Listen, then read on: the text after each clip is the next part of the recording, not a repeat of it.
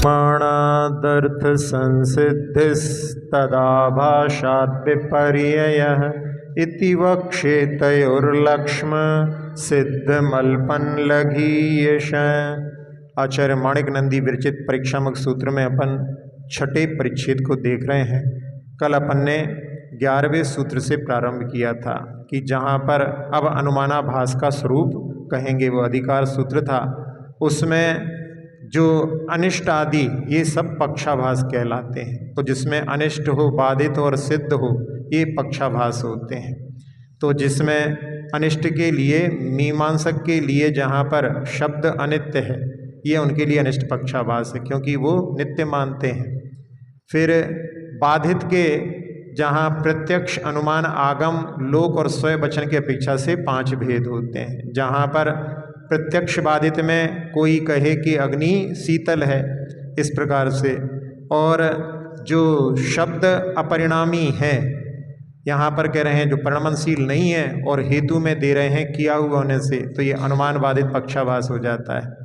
फिर आगम से बाधित के लिए कहा कि परलोक में धर्म जो है वो दुख को देने वाला है, तो ये जो है आगम से बाधित है क्योंकि परलोक में धर्म के लिए सुख को देने के लिए वाला कहा है। और लोक बाधित में जहाँ पर जो नर के जो कपाल आदि सिर आदि होते हैं वो जो है प्राणी कंग होने से पवित्र होते हैं, जैसे शंख और सीप, तो ये जो है लोक बाधित है क्योंकि लोक में जहाँ जो शंख और सीप को तो पवित्र माना जाता है लेकिन कपाल को नहीं। फिर स्वयं वचन बाधित में बोला था कि कोई पुरुष कहे कि मेरी माता बंध्या है, तो स्वयं जब पुत्र खड़ा है तो माता बंध्या कैसे हो सकती है, इसलिए वचन का जिन्हें स्वयं वचन बाधित है।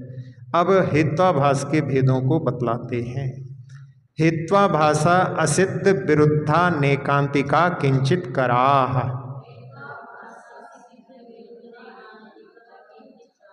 हाँ, इसमें जो है असिद्ध, विरुद्ध, अनेकांतिक और अकिंचित कर, ये 4 हेत्वाभास हैं। यानी हेतुओं जैसे लगेंगे लेकिन वो हेतु नहीं है, हेतुओं का आभास वहाँ पर होता है।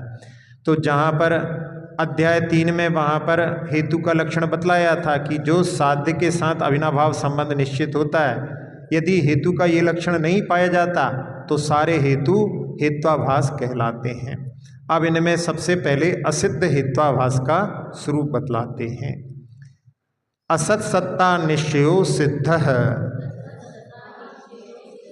हाँ, जिस हेतु की सत्ता का अभाव हो अथवा निश्चय ना हो उसे असिद्ध हेत्वाभास कहते हैं।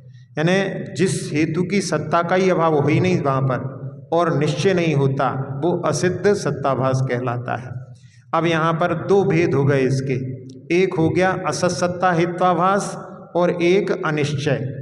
तो उसमें जिस हेतु की सत्ता ही ना हो अथवा जिस हेतु का स्वरूप से ही अभाव हो वह असत सत्ता हेत्वाभास है। इसी को अविद्यमान सत्ताक हेत्वाभास या स्वरूप असित हेत्वाभास भी बोलते हैं। और जो अनिश्चय हेत्वाभास है, जिस हेतु के रहने का निश्चय ना हो, मतलब संदेह हो भी सकता नहीं भी हो सकता, तो उसे अनिश्चय हेत्वाभास कहते हैं। इसी को अविद्यमान निश्चय हेत्वाभास या संदिग्धा सिद्ध हेत्वाभास भी कहते हैं। उदाहरण के माध्यम से अपन इसको समझेंगे। अब इसमें असिद्ध हेत्वाभास के जो प्रथम भेद है उसमें स्वरूप असिद्ध हेत्वाभास को कहते हैं। अविद्यमान सत्ताकः परिणामी शब्दस् चाक्षुषत्वात्। क्या कहा इन्होंने? शब्द परिणामी है। परिणामी क्या होता है? परिणमनशील यानी अनित्य है। क्या दिया और हेतु उसमें? चाक्षुषत्वात्, चाक्षुष होने से, शब्द आंखों से दिखता नहीं है। तो ये जो है अविद्यमान सत्ता वाला स्वरूप असिद्ध हेत्वाभास का उदाहरण हो गया। तो जहाँ शब्द परिणामी है क्योंकि चक्षु इंद्रिय से जाना जाता है, और जो चक्षु इंद्रिय से जानना ये हेतु दिया है, ये हेतु स्वरूप से ही असिद्ध है। अथवा यूँ कहें कि ये हेतु ही नहीं है क्योंकि सभी जानते हैं कि शब्द कभी भी आँखों से दिखता नहीं है, शब्द तो कर्ण इंद्रिय का विषय होता है। इसलिए क्या हो गया, ये चाक्षुष हेतु की सत्ता अविद्यमान होने से अविद्यमान सत्ता का असिद्ध हेत्वाभास हो गया। कोई कहे गन्ना मीठा है क्योंकि नेत्र इंद्रिय का विषय है, तो ये भी क्योंकि वो तो रसना इंद्रिय का विषय है। इसी प्रकार से नीम कड़वी है क्योंकि कर्ण इंद्रिय का विषय है, तो वो भी जो है रसना इंद्रिय का विषय, कर्ण इंद्रिय का विषय नहीं है। अब इसमें जो है हेतु के असिद्धपना कैसा है, तो स्वरूपेणा सत्वात्, यानी स्वरूप से ही असत होने से, क्योंकि पूर्व में जो चाक्षुष हेतु दिया गया है वह स्वरूप से ही स्वतः ही असत है ही नहीं है, उसके साथ कोई संबंध ही नहीं है जिसका, तो वो जो है यहाँ पर असत है, इसलिए ये जो हो गया। अब आचार्य असिद्ध हित्वाभास के दूसरे वेद, जिसको क्या बताया था, जिसमें संदिग्ध होता है, तो अविद्यमानो निश्चयो मुग्ध बुद्धिम प्रत्यग्निरत्र धूमात्। हाँ, जैसे कोई अनजान व्यक्ति है और उससे कहना कि यहाँ पर अग्नि है, क्यों, धूम होने से, तो ये अविद्यमान निश्चय वाला संदिग्ध सिद्ध हेत्वाभास है, क्योंकि यहाँ पर जो बतलाया जा रहा है उसमें वहाँ पर निश्चय नहीं है, क्योंकि जो मुग्ध बुद्धि है, कम बुद्धि वाला है, भोला भाला मनुष्य, उसके लिए कि कहना कि यहाँ अग्नि है धूम होने से, जबकि वो अनजान है, जानता ही नहीं है, अब उसको कहेंगे तो उसके माध्यम से उसको निश्चय ही नहीं है, तो इसलिए इसको यहाँ पर अविद्यमान निश्चय नामक जो है हित्वाभास का। अब इसके लिए ये हेतु हित्वाभास क्यों है, तो इसका कारण भी आचार्य महाराज स्वयं बतला रहे हैं। तस्य बाष्पादि भावेन भूत संघाते संदेहात्। हाँ, क्या करें, भूत संघात, जहाँ पर जो पृथ्वी जल अग्नि आदि मिलते हैं उनके माध्यम से बाष्प भाव आदि की अवस्था होने से, उस अनजान व्यक्ति के लिए संदेह होने से धूम हेतु की असिद्धता सिद्ध है।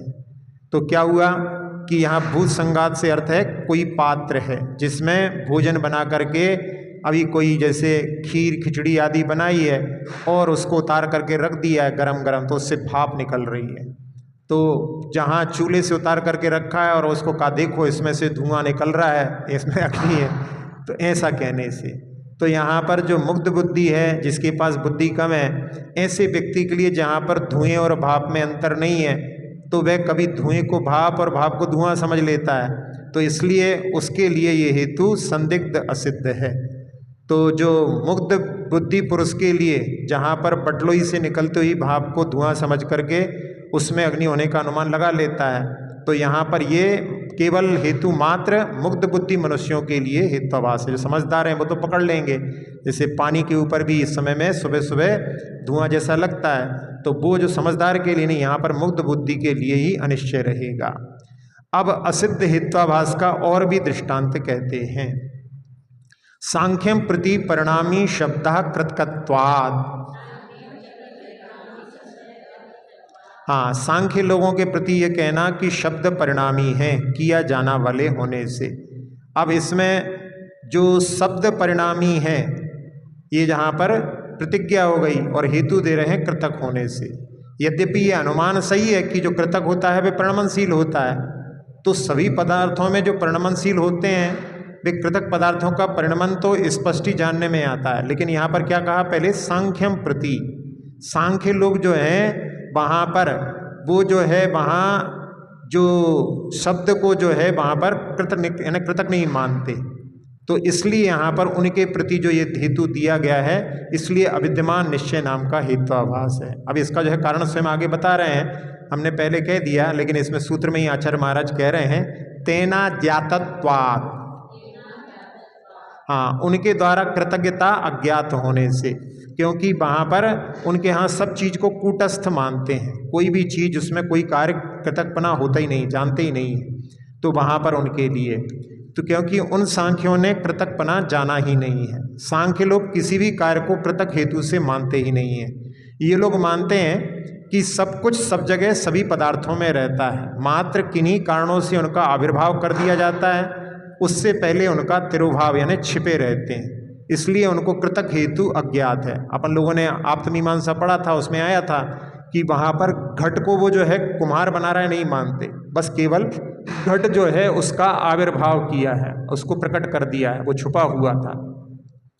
इसमें जैसे कुंभकार ने घड़ा बनाया तो सांख्य लोग ये नहीं मानते कुंभकार ने बनाया, वे तो मानते हैं कि घड़ा तो मिट्टी में पहले से ही था, उसका मात्र आविर्भाव प्रकट होना हुआ है।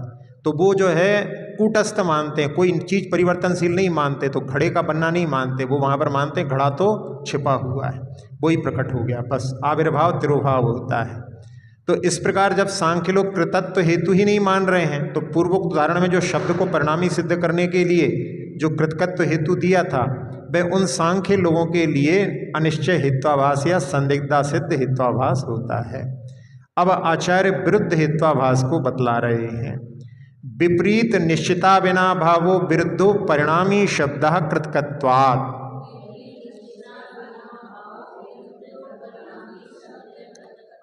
हाँ, यहाँ पर क्या कह रहे हैं, साध्य से विपरीत पदार्थ के साथ निश्चित अविनाभाव वाला विरुद्ध हेत्वाभास होता है। जैसे शब्द अपरिणामी है कृतक होने से। एक तो पहले यहाँ पर कह रहे हैं कि शब्द अपरिणामी है जिसमें परिणाम नहीं होता, और हेतु क्या दे रहे हैं, कृतक होने से। तो कृतक यानी करने वाला होने से, जो परिणामशील नहीं हो उसमें कृतक लगेगा नहीं, इसलिए यहाँ पर ये जो है विरुद्ध आएगा इसमें। तो जहाँ पर व्याप्ति या अविनाभाव संबंध साध्य के विरुद्ध हो उसे विरुद्ध हेत्वाभास कहते हैं। तो यहाँ पर इस दृष्टांत में हेतु की व्याप्ति साध्य के साथ नहीं है किंतु विरुद्ध साध्य से है। शब्द अपरिणामी नित्य कह रहे हैं क्योंकि किसी के द्वारा किया हुआ है। अब कृतक हेतु की व्याप्ति तो परिणामी पदार्थ के साथ होती है और यहाँ अपरिणामी के साथ बनाई है, इसलिए ये विरुद्ध हेत्वाभास हो गया। कुछ उदाहरण और भी जो है अपन देख सकते हैं विरुद्ध हेत्वाभास के। जैसे एक उदाहरण जो है पढ़ा था कि अधर्मास्ति काय अमूर्तिक है। क्या कहा, अधर्मास्ति काय अमूर्तिक है। क्यों, जीव और पुद्गल को चलने में सहायक होने से। ये तो उल्टा हो गया, जबकि अधर्मास्ति काय उनको ठहरने में सहायक होता है, तो इसलिए यहाँ पर ये यानी विरुद्ध हो गया, विरुद्ध हेतु हो गया। तो इसलिए एक प्रकार से क्रोध एक विभाव है, क्योंकि जो शांत होते हैं उन्हें क्रोधी कहते हैं, तो ये उल्टा हो गया। इसलिए तो यहाँ पर शांत हेतु से जो है क्षमापना की सिद्धि होती है, लेकिन यहाँ तो उसके लिए क्रोधी कह रहे हैं। तो इस प्रकार से यहाँ पर जो है विरुद्ध के लिए उदाहरण दिए थे। अब आचार्य अनेकांतिक हेत्वाभास का स्वरूप कहते हैं। तो अनेकांतिक यानी जो विपक्ष में भी जो है चला जाता है। तो विपक्षेप्य विरुद्ध वृत्ति अनेकांतिक। हाँ, विपक्ष में भी जहाँ पर अविरुद्ध प्रवृत्ति वाला अनेकांतिक हेत्वाभास होता है, विपक्ष में भी जिसकी वृत्ति होती है। तो इसको अपन ने जहाँ आप्तमीमांसा में भी पढ़ रहे थे, वहाँ पर इसके लिए जहाँ व्यभिचरित कहते हैं यानी जो सदोष भी कहलाता है, तो इसमें जहाँ पर सूत्र में आया है अपि शब्द से पक्ष सपक्ष का भी ग्रहण करना है, यानी लिखा ना विपक्षे अपि, तो विपक्ष में भी और सपक्ष में भी, पक्ष सपक्ष इन सब का भी ग्रहण हो जाता है। तो जो हेतु पक्ष सपक्ष और विपक्ष तीनों में पाया जाए, तो पक्ष तो जो है यानी प्रतिज्ञा वाले उसी में रहता है, सपक्ष यानी उदाहरण में भी, जैसे अग्नि रसोई में है, फिर उसके लिए उदाहरण दिया जैसे पर्वत पर, तो पर्वत उदाहरण दे दिया तो वो सपक्ष हो गया। और विपक्ष क्या हो गया, तालाब में भी अग्नि है। तो इस प्रकार से जो हेतु वहाँ पर तीनों में जाए तो उसको अनेकांतिक हेत्वाभास कहते हैं। अब यहाँ पर संदिग्ध साध्य वाले धर्मी को पक्ष कहते हैं, यानी जहाँ पर सिद्धि करते हैं, जहाँ साध्य है या नहीं ये सिद्ध करना हो वो पक्ष कहलाता है। जैसे पर्वत है, पर्वत पर अग्नि सिद्ध करना है, और साध्य के समान धर्म वाले धर्मी को सपक्ष कहते हैं। जैसे रसोई घर, वहाँ उदाहरण दिया कि जैसे रसोई घर में अग्नि है, और साध्य से विरुद्ध धर्म वाले धर्मी को विपक्ष कहते हैं, जैसे तालाब। तो ये तीन जो हैं, इन्हें वहाँ पर जो है हेतु सम में रहे तो वो सबकी सिद्धि करे, विपक्ष में भी चला जाए तो फिर वो कैसे सिद्धि कर पाएगा। अब यहाँ पर समझा रहे हैं कि जैसे कोई व्यक्ति कांग्रेस का हो तो यह हो गया उसका पक्ष, और साथ साथ में वो कोई कांग्रेस की समर्थन वाली किसी अन्य पार्टी के साथ भी मिला हो तो वो हो गया सपक्ष। और वही व्यक्ति यदि विरोधी पार्टी भाजपा में भी मिला हो तो वह हो गया विपक्ष। तो इस प्रकार से ऐसा व्यक्ति जो है वहाँ पर व्यभिचारी या सदोष कहलाता है। अब इसमें जैसे कोठे में धूम अग्नि होने से, कोठे में धुआं है अग्नि होने से, ये दिया। अब यहाँ पर संशय होता है क्योंकि अग्नि जो है निर्धूम भी होती है, एक हो गया। अब इसमें सपक्ष जो है रसोई घर, तो जहाँ पर जो गीला ईंधन होता है उससे युक्त में वहाँ पर धूम की सिद्धि हो जाती है। और विपक्ष तपा हुआ जो गोला होता है अग्नि का, उसमें धुएं का अभाव होता है। तो इस प्रकार से ये कहना कि कोठे में धूम में अग्नि होने से, ये विपक्ष में जहाँ पर जो है उसको सिद्ध करने में, यानी उसमें भी जहाँ पर धूम का चूंकि अभाव है, इस प्रकार से ये विपक्ष में भी जो है वहाँ पर अग्नि वहाँ पर है, लेकिन वहाँ पर उसको सिद्ध करने में समर्थ नहीं है। तो इस प्रकार से ये जो अनेकांतिक यानी सब में जो है सपक्ष सपक्ष और विपक्ष सब में जाता है, इसलिए इसको अनेकांतिक व्यभिचारी कहते हैं। अब आचार्य निश्चित विपक्ष वृत्ति का उदाहरण कहते हैं। निश्चय वृत्ति रणित्य शब्दः प्रमेयत्वात् घटवत्। हाँ, यहाँ पर कह रहे हैं कि शब्द अनित्य है, क्यों? प्रमेयत्वात्। किस प्रकार से? घटवत्। यह है निश्चित विपक्ष वृत्ति वाला, यानी अनेकांतिक जो है हेत्वाभास है। इसके लिए क्या है कि प्रमाण का विषय प्रमेय होता है। प्रमाण ज्ञान है, ज्ञान के माध्यम से जानने योग्य जो विषय होता है उसको प्रमेय कहते हैं। जैसे ज्ञान का विषय ज्ञेय होता है। अब जिस हेतु की वृत्ति पक्ष सपक्ष के साथ में विपक्ष में निश्चित है, तो वह निश्चित वृत्ति अनेकांतिक हेत्वाभास होता है। अब यहाँ पर क्या हुआ? प्रमेयत्वात्। हेतु क्या दिया है? प्रमेय होने से। तो अनुमान प्रयोग क्या है? शब्द अनित्य है प्रमेय होने से। जैसे घट, जैसे शब्द को जानते हैं वैसे ही घट को भी जानते हैं, लेकिन इसमें क्या दिया उन्होंने कि जो जो प्रमेय होते हैं वो सारे अनित्य होते हैं। अब यहाँ पर शब्द भी अनित्य नष्ट हो जाता है, उत्पन्न होता है, घट भी उत्पन्न होता है, नष्ट हो जाता है, ये तो अनित्य हैं, तो ये यहाँ पर हो गए। लेकिन यहाँ विपक्ष में भी जो है उसकी वृत्ति कैसे पाई जाती है, तो अगले सूत्र में बता रहे हैं। आकाशे नित्यप्यस्य निश्चयात्। क्या कह रहे हैं? नित्य आकाश में भी जो है उसका प्रमेयत्व हेतु का निश्चय होने से, क्योंकि आकाश नित्य है और वो भी प्रमेय है, यानी अपने ज्ञान के माध्यम से अपन जानते हैं। तो इसके माध्यम से क्या हो गया कि वो जो है विपक्ष में भी चला गया। तो जो जो अनित्य है वो केवल प्रमेय नहीं है, जो नित्य है वो भी प्रमेय का विषय बनता है। तो जो हेतु दिया वो विपक्ष में भी चला गया। तो यहाँ पर इसको समझने के लिए कि जहाँ पूर्व सूत्र में कहे दृष्टांत में हेतु प्रमेयत्व दिया था और साध्य अनित्यत्व था, तो प्रमेयत्व हेतु का पक्ष शब्द है, इसलिए इस हेतु की वृत्ति पक्ष में सिद्ध है क्योंकि शब्द अनित्य होता है। और प्रमेयत्व हेतु का सपक्ष घट है, इसलिए इस हेतु की वृत्ति सपक्ष में भी सिद्ध हो गई। अब प्रमेयत्व हेतु का विपक्ष आकाश है, इसलिए इस हेतु की वृत्ति विपक्ष में सिद्ध है। पहले बताया है कि साध्य से विपरीत धर्म वाला पक्ष विपक्ष होता है, और यहाँ साध्य था अनित्य और इसका विपरीत हुआ नित्य। तो नित्य साध्य को धारण करने वाला पक्ष आकाश है, इसलिए आकाश विपक्ष धर्मी हुआ।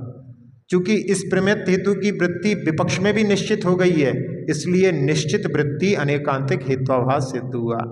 तो जैसे शब्द ज्ञान का विषय है, घट ज्ञान का विषय है, उसी प्रकार आकाश भी ज्ञान का विषय है। इसलिए कैसे कहा जा सकता है कि जो प्रमेय यानी ज्ञान का विषय होने से शब्द अनित्य है। तो यहाँ पर जब ज्ञान का विषय आकाश भी है तो फिर ये हेतु जो है अबाधित नहीं रहा, इसलिए जो है हेत्वाभास है, यानी यहाँ पर सब में पाया जा रहा है। तो आप उसे सिद्ध कैसे करोगे? अब जो है आचार्य संकित विपक्ष वृत्ति अनेकांतिक हेत्वाभास को कहते हैं। शंकित वृत्तिस्तु नास्ति सर्वज्ञो वक्तृत्वात्। हाँ, क्या कह रहे हैं? नास्ति सर्वज्ञो, सर्वज्ञ नहीं है, क्यों? वक्ता होने से। तो ये संकित विपक्ष वृत्ति अनेकांतिक हेत्वाभास का उदाहरण है। अब इसमें कैसे कि जिस हेतु का विपक्ष में संदेह रहे, अर्थात ये हेतु विपक्ष में रह भी सकता है और नहीं भी रह सकता, इस प्रकार की शंका होने से इसको संकित वृत्ति नाम का अनेकांतिक हेत्वाभास कहते हैं। तो इस उदाहरण में क्या दिया है? हेतु वक्तृत्वात्, वक्ता होने से।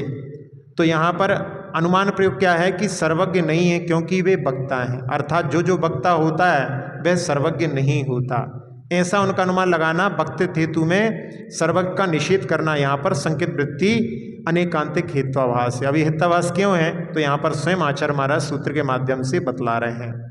सर्वज्ञत्वेन वक्तृत्वा विरोधात्।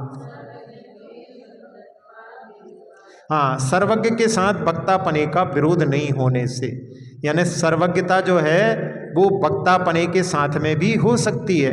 जहाँ जो सर्वज्ञ होते हैं उसमें बहुत सारे जो सर्वज्ञ हैं जिनमें तीर्थंकर आदि होते हैं वो वक्ता होते हैं, एक मुख केवली उनकी केवल वाणी नहीं खिरती, अंतर्गत केवली की वाणी नहीं खिरती, बाकी सबकी वाणी खिरती है। तो सब वक्ता होते हैं, यानी सब तो नहीं होते, लेकिन उसका विरोध नहीं है कि सर्वज्ञ हो जाएगा जो वो वक्ता नहीं हो सकता। तो जो इन्होंने दिया कि सर्वज्ञ नहीं होते वक्ता होने से, तो ये जो है यहाँ पर जो है वहाँ का विरोध आ गया। तो यहाँ पर वक्तृत्व हेतु है और साध्य क्या है, सर्वज्ञ नहीं है। तो साध्य का विपरीत क्या हो गया, सर्वज्ञ का सद्भाव हुआ, यही विपक्ष है। चूंकि ये हेतु संकित वृत्ति के साथ विपक्ष में भी रहता है, इसलिए ये संकित वृत्ति अनेकांतिक हेत्वाभास है। क्योंकि क्या सर्वज्ञ भी वक्ता हो सकते हैं, जो वक्ता भी हो सर्वज्ञ भी हो, ये दोनों बातें क्या असंभव हैं। इस प्रकार की वृत्ति यहाँ पर संकित वृत्ति होने के कारण में, चूंकि सर्वज्ञ के साथ में वक्तत्वपने का विरोध नहीं है, अर्थात सर्वज्ञ वक्ता भी होते हैं, इसलिए यहाँ पर जो पूर्वोक्त जो है वक्तृत्व हेतु हेत्वाभास कहलाता है। अब अकिंचित कर हेत्वाभास के स्वरूप को बतलाते हैं। यानी अकिंचित कर क्या कहता है, जो कुछ भी नहीं करता, तो उसको अकिंचित कर कहते हैं। तो सिद्धे प्रत्यक्षादि बाधिते च साध्य हेतु रकिंचित करह।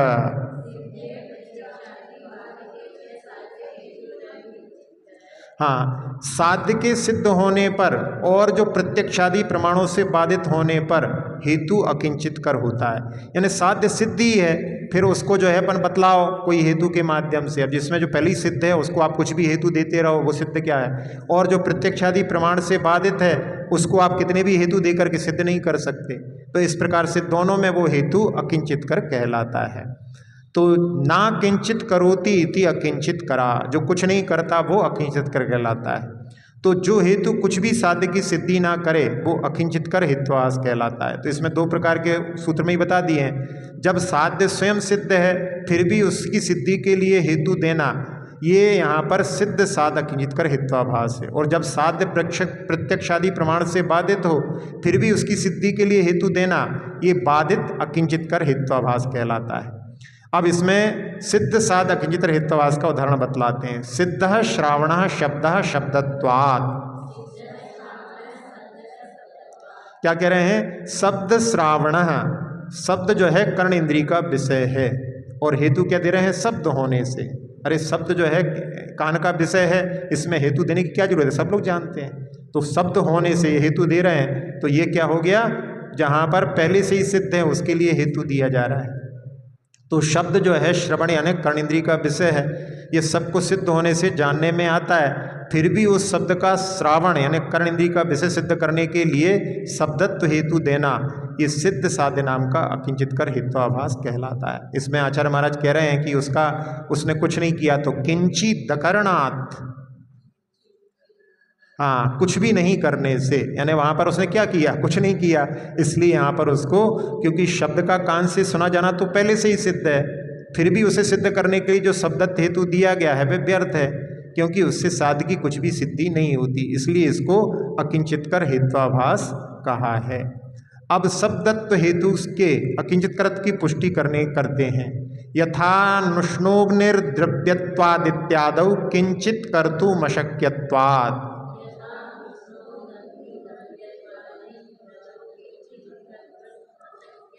हाँ, क्या कह रहे हैं, जैसे आग ठंडी है, कोई कहे आग ठंडी है, क्यों, द्रव्य होने से। तो इत्यादि अनुमानों में क्या हुआ, कुछ भी करने के लिए शक्य न होने से, यहाँ पर द्रव्यातीत हेतु अकिंचित कर हेतु यानी प्रत्यक्ष बाधित है।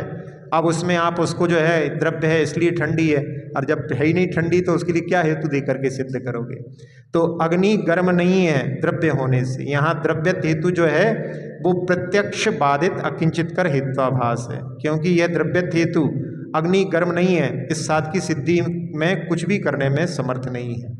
क्योंकि अग्नि गर्म नहीं है, यह पक्ष क्या है, प्रत्यक्ष बाधित है, सभी जानते हैं अग्नि गर्म होती है, ऐसे प्रत्यक्ष बाधित साध की सिद्धि में हेतु कुछ नहीं कर सकता, इसलिए प्रत्यक्ष बाधित जो है अकिंचित कर हेत्वाभास कहलाता है। अब इसमें एक और सूत्र ले लेते हैं तो ये पूरा प्रकरण पूरा हो जाएगा। लक्षणे एवासौ दोषो व्युत्पन्न प्रयोगस्य पक्ष दोषेणे दुष्टत्वात्,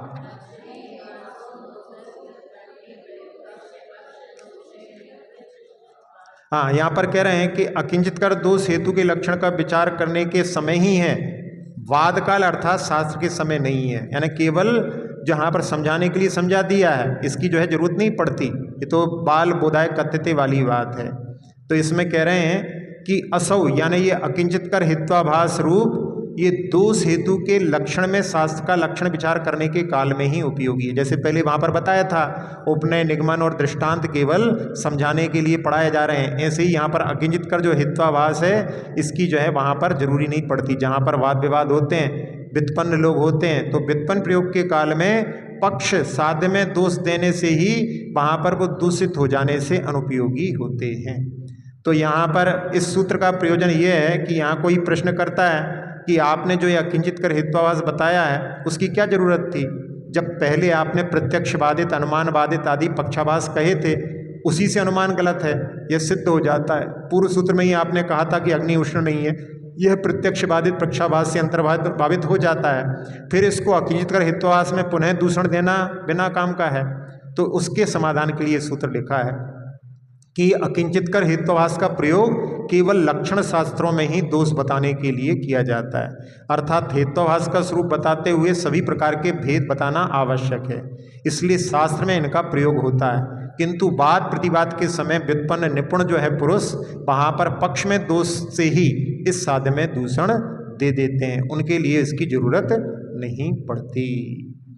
अक्षर पद मात्रा से दूषित वचन अगर ममहीन रहे और प्रमाद कषाय के वश में सम्यक अर्थ विलीन किए, जिन वाणी माता मेरी उन सब त्रुटियों को क्षमा करें, दे आशीष शीघ्र हम सबको केवल लब्धि रमा मिले, प्राप्त हमें हो बोधि समाधि परिणामों की शुद्धि हो, निज आत्म उपलब्ध हमें हो शाश्वत सुख की सिद्धि हो। चिंतित वस्तु दात्री माता चिंतामणि उपमा भाति, करूं वंदना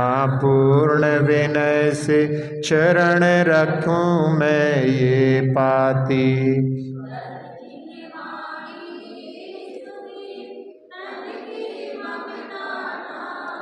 महामंत्र का जाप अब सभी जपें नव बार,